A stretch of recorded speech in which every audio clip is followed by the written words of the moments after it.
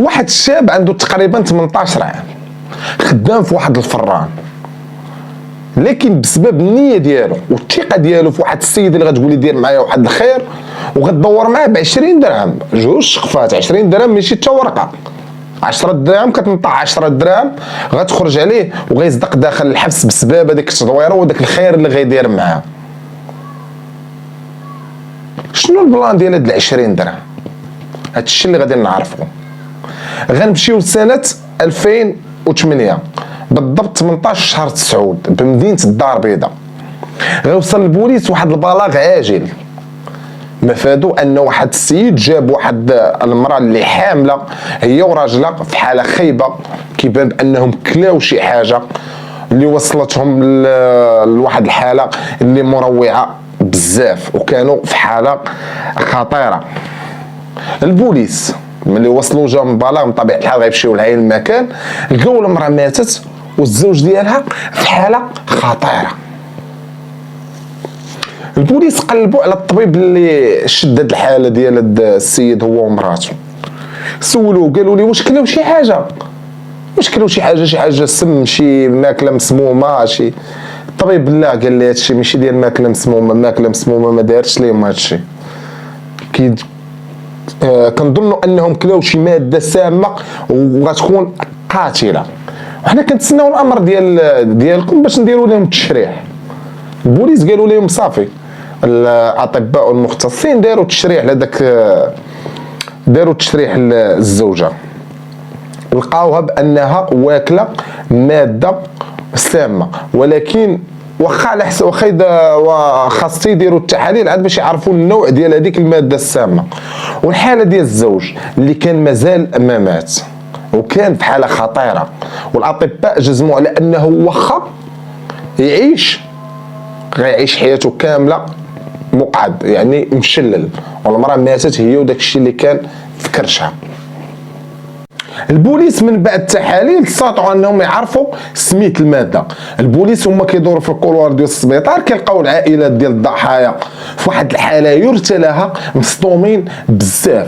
هما يسولوا واحد الاخ ديال الضحيه اللي مات، هو يقول لهم انا هو الاخ ديال الضحيه وخويا اللي سميتو خالد ومراته اللي سميتها سميه.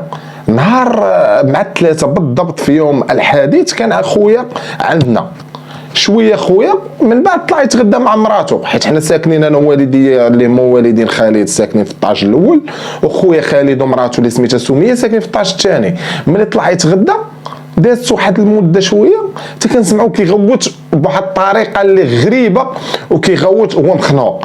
طلعت كنجري انايا والديا، طلعنا وصلنا لقيت خويا في الباب طايح وكيتوجع، دخلت الكوزينه لقيت مرات خويا حتى هي طايحه ومغيبه. صافي تعاونت انا ووالديا هزيناهم جبناهم لكم السبيطار، والبقيه جبناهم السبيطار، والبقيه راكم عارفين هما في السبيطار، مرت خويا ماتت وخويا راه هو في حاله يرثى له. ايوا شنو غيكون في نظركم وقع؟ البوليس من طبيعه الحال غيقلبوا على دليل باش يعرفوا شنو وقع. مشاو للدار ديال سميه وديال خالد، كيدخلوا مشاو للكوزينه لقاو داكشي اللي كانوا موجدينه باقي كما هو. بلاطه ديال الحوت كانت صوبتها سميه محطوطه فوق الطابله بالخبز بالمسائل ديالها، حتى حاجه ما مخربقه. البوليس خداو عينه من كل شيء، من هذيك اللاطه، من الخبز، من العطريه باش طيبت، من الخضره، من اي حاجه، داك البانيو ديال الخضره، الماء ديالو. مشاو البوليس تيديروا لهم التحاليل باش يعرفوا شنو كاين. لكن البوليس هنايا ما يمكنش، هاد السيده كيفاش هي حامله غادا دير السم الراجل تسمو وتقتل راسها وتقتلو وتقتل اللي في كرشها.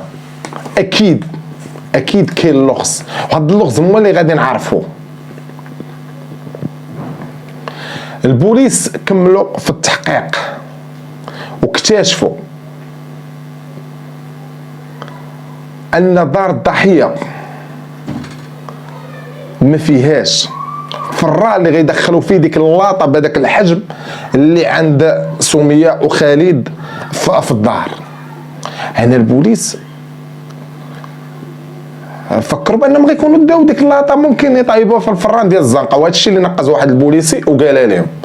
والاختبار خصوصا الاختبارات ديال التحاليل ملي داروهم ديال العينات هذوك اللي قلت لكم البوليس داوهم، لقاو حتى شي حاجه ما كاينه لا في خبز لا في عطريه لا في مطيشه.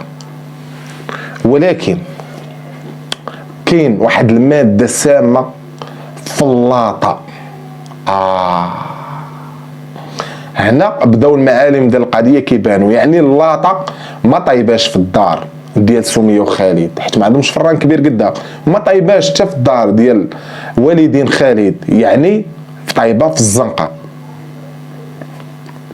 البوليس مشاو الفران ديال الدرب اللي خدام فيه واحد الفرناتشي اللي سميتو محمد، مزوج وعنده 2 وليدات. البوليس مخدم معاه واحد الدري شاب تقريبا في عمره 18 عام 17 وشي حاجه. البوليس دخلوا بداو كيقربوا في الفران، كلبوه السفاعل عليه. مشاو عاوتاني الدار قلبوها ما خلاو فيها حتى شي بلاصه. ملي سالاو قال لهم مول الفران، قال لهم انا ما فهمت والو، علاش كتقلبوا شنو كاين، واش انا داير شي حاجه؟ قالوا لي انت درتي شي حاجه، درتي شي سم، درتي في اللاطه ديال الحوت اللي طيباتها عندك سميه هي وخالد. كيحلف مول الفران كيقول لهم والله ما درت شي حاجه، والله ما درت شي حاجه، وانا ديما كنطيب لهم الماكله ديالهم، ماشي اليوم عاد غندير لهم شي حاجه. البوليس هزوه هو والدري اللي خدام معاه وداهم عندهم باش يكملوا معاهم التحقيقات في الكوميساريه. مول الفران والو كيحلف كيقول لي انا ما فراسي حتى شي حاجه، واخا هو كاين باين عليه خايف، كاين هادي من طبيعه الحال غادي يخاف. جريمه البوليس الشك ضروري غادي يخاف. كملوا منه هو خلوه في حبس احتياطي ودازوا للدري اللي معاه سولوه تاو. الدري قال لهم انا غير خدام، وحتى الماء ديال هذيك اللاطه انا ما كنديروش، كيديروا مول الفران. ولكن كان باين انه كيدخل يخرج في الهضره وتا هو مخلوع. البوليس بقاو محقرين عليه مزيان وقالوا لي غير قول لنا شنو كاين واعترف عليك الامان، راك لا اعترفتي راه غيكون الحكم مخفف وربما ما وقع لك والو. قال لهم واخا. قال لهم واحد النهار كنت غادي في الدرب وهي تعيط عليا فوزيه، قالت لي كي داير لاباس بخير، قالت لي واش تقدر دير معايا واحد الخير؟ قلت لها ايه مرحبا ندير معك واحد الخير. قالت لي عرفتي صاحبتي سميه يا خالد راه عندهم التابعه، ومشاو عند واحد الفقيه وعطاهم واحد العشوب، وهذوك العشوب باش يحيدوا بهم التابعه، ولكن ما خصهمش يديروهم هما، خاص شي حد اللي غريب يديرها لهم في الماكله باش يوليو بخير زعما ويصحوا. وعطاتني انا دوك العشوب وديتهم معايا. الدري قال البوليس انا تيقتها وديت دوك العشوب ديتهم معايا. دازت ايام فوزيه جابت لينا لاطا ديال الحوت، خليتهم الفران تمشي يصلي، هزيت دوك العشوب درتهم في واحد الكاس وخلطتهم مع الماء وكبيتهم فوق اللاطا بحال رويتهم بها. هنا البوليس تم كيمشيو عند فوزيه سولوها، قالوا لها شنو علاقتك بفوزيه؟ قالت لهم فوزيه ما بيني وبينها غير الخير والاحسان، وراه قاريه معايا وبنت دربنا وصاحبتي. صاحبتك ويلا معنا فوزيه نهضروا معك شويه في الكوميساريه، عاودي لينا شنو واقع بالضبط.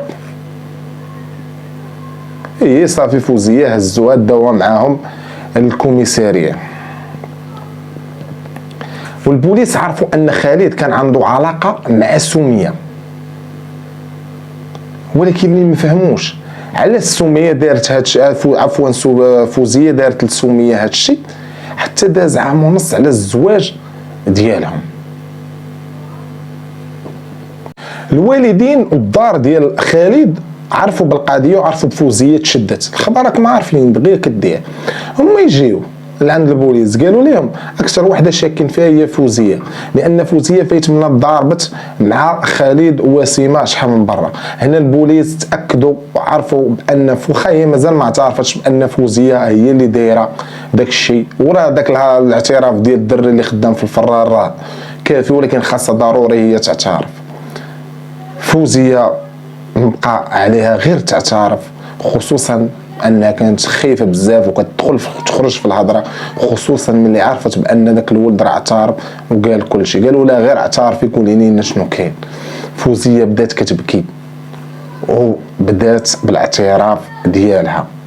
قالت لهم فاش تعرفت على خالد كانت عندي 15 عام، 7 سنين هو كيدور بيا في الزناقي، اليوم نخطبك غدا نخطبك، كل نهار كيكذب عليا والو، ما جاش لدارنا ما خطبني ما والو، والدرب عائلات كلشي عارفني انني مصاحبين انا وياه.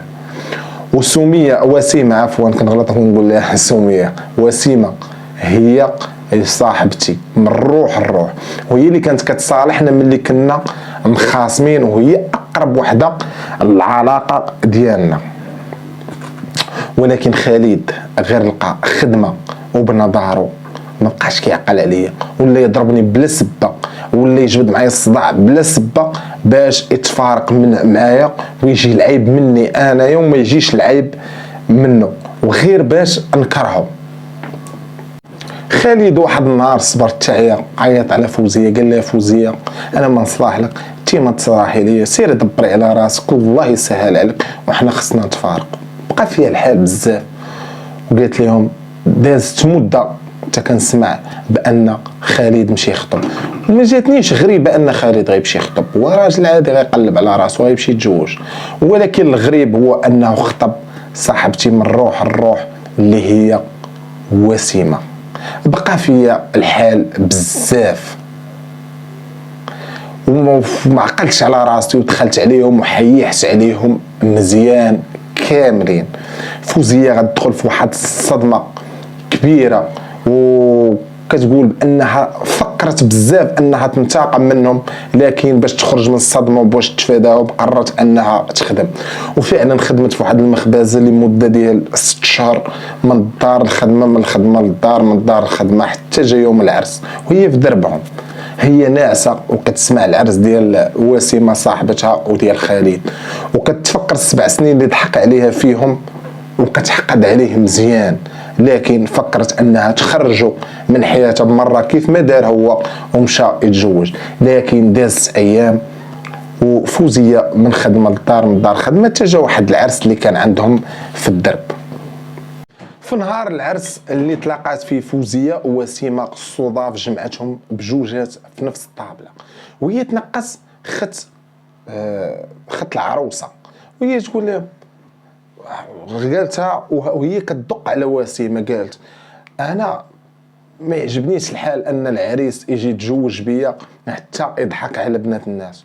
وسيمه هنايا عرفتها بانها دقت عليها. وسيمه ضحكات وشافت فوزيه وقالت لها ماشي مهم على من ضحك ولا على من تفلى، المهم هو انه عطاني انا قيمه وعرفني انني ما شيطاش وبنت دارنا وجا تزوج بيا انا وكتضحك. انا فوزيه بقى فيها الحال بزاف وبكات بزاف وعرفتها عليها، وقررت بانها غادا تنتقم. وباش تنتقم مشات عند واحد سحاره، قالت ليها بغيتك تصاوبي ليا شي عشوب اللي غنديرهم لصاحبتي هي وراجلها، ونفرتك ليهم الشمل وتولي هي بحال المسطيه تشوف في الشمال وراجلها يشوف في الجنوب، يوليو بجوجهم بحال المسطين. السحاره صاوبت لها واحد العشوب عطاتهم ليها، وهاد العشوب الخوت هما قالت لهم فوزيه هما راه القضيه راكم عارفين شنو وقع. عطاتهم لهداك الدري الصغير اللي في الفران ونسات ما وصاتوش، والدر بقى باش يدير غير شويه، الدري ناض خلطو مع الماء ودار كميه كبيره اللي كانت السبب في الموت ديال وسيمه هي وداك الشيء اللي فكرتها. وحتى خالد من بعد جا البوليس اتصال على انه مات، يعني 3 ديال الضحايا ماتوا. والدري ما هي ما قالتش ليه شحال خاصو يديروا، قواد هو السبب اللي كان في الموت ديالهم، وان هي ما كانتش باغا تقتلهم، ما كانش عندنا نيه في القتل، وكانت باقا غير تهنى من تفرتك ليهم الشمل وصافي وتنتقم منهم. في النهايه تحكم على فوزيه ب7 سنوات وغرامه ماليه قدرها 10,000 درهم، والسحاره تحكم عليها ب5 سنين وغرامه ماليه ب5000 درهم، والدري تحكم عليها غير ب6 شهور دوزها في الاصلاحيه حيت هو كان مازال صغير. فوزيه بتهمه القتل العمد، والسحاره راكم عارفين داكشي ديال السحر والى اخره. وهنا كتكون الخوت سالات القصه. كنتمنوا ان اللي هو راجل ما يبقاش يضحك على بنات الناس، واي وحده ولا اي واحد يبغي يدير شي حاجه يفكر قبل ما يديرها. كان معكم عمر الوهابي، الى فيديو قادم ان شاء الله.